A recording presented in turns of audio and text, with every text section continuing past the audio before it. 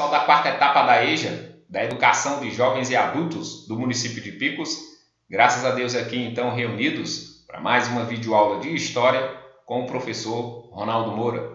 E na nossa videoaula então hoje de História, nós vamos dar continuidade ao nosso assunto, a partir então da página 172, a partir do tópico Imigração e Industrialização. Ou seja, pessoal, nós podemos dizer que principalmente durante o final do século XIX e início do século XX, sim, o Brasil se industrializou, aumentou o número de indústrias no Brasil. E os brasileiros, somente estes, não era suficiente para atender a demanda de mão de obra para as indústrias.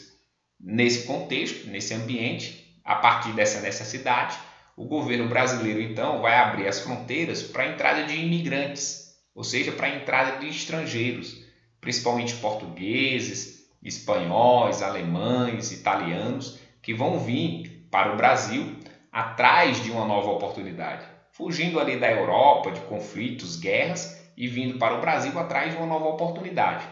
Os primeiros imigrantes, então, que chegaram ao Brasil aí durante o século XIX, eles vão trabalhar nas plantações de café, nas zonas rurais, principalmente ali da região sudeste, no sul do Brasil, e também vão trabalhar em indústrias. E aí, os donos de indústria, para agilizar a produção, para aumentar a produção, constroem casas para muitos operários próximo das indústrias. Então, como esses operários eles vão morar próximo da indústria, então eles chegam mais rápido, produzem mais. Então, vai ser muito comum no final do século XIX, início do século XX, a presença de imigrantes trabalhando em plantio de café, mas também principalmente trabalhando em indústrias. E também vai ser muito comum donos de indústria, para economizar tempo, construir casas para operários próximo da indústria, tá certo? Surgindo as famosas vilas operárias.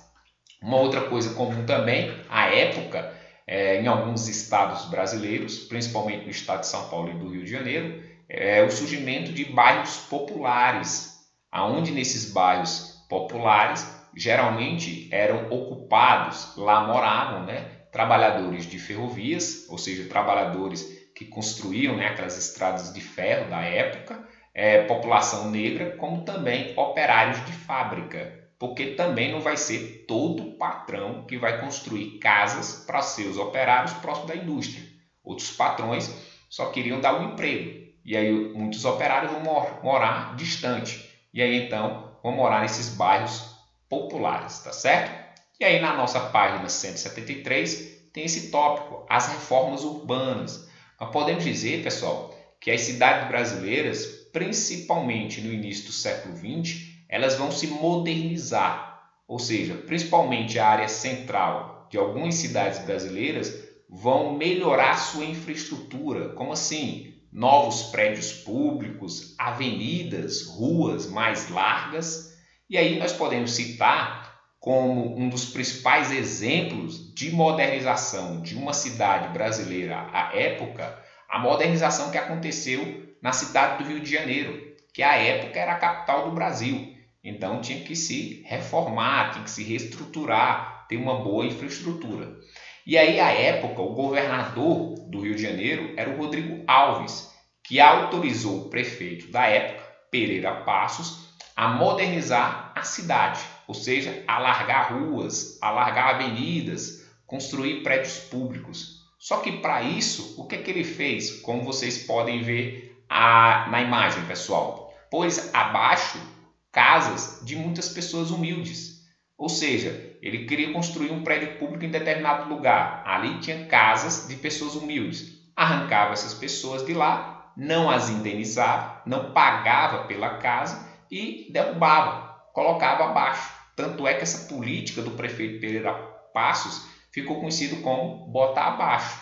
Ou seja, arrancava as pessoas de suas casas, botava essas casas abaixo, não indenizava as pessoas. O resultado, essas pessoas sem ter para onde ir, então iam para regiões periféricas, para locais longe do centro.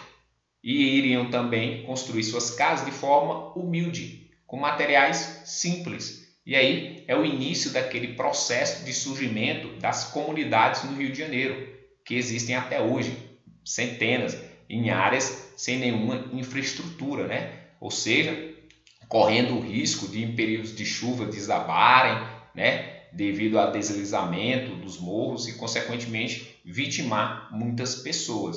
Então, nós podemos dizer que essa reforma, essa modernização da cidade do Rio de Janeiro, à época capital, ela trouxe sim problemas, tanto para a cidade, porque ao redor vão surgir essas comunidades sem infraestrutura, o que traz uma péssima condição de vida para os moradores, como também vai trazer o problema, pessoal, para os moradores que não tinham para onde ir. Vão então morar em locais arriscados. E infelizmente, até hoje, não somente no Rio de Janeiro, mas em muitas cidades brasileiras, principalmente nos períodos chuvosos, é muito comum acidentes, ou seja, deslizamentos, desmoronamentos e, consequentemente, atingir muitas casas que ficam em áreas de risco e traz mortes para brasileiros. Infelizmente, é uma questão, infelizmente, comum até hoje, tá certo, pessoal? Então, aqui a gente vai concluindo nossa videoaula. Fiquem com Deus, bons estudos!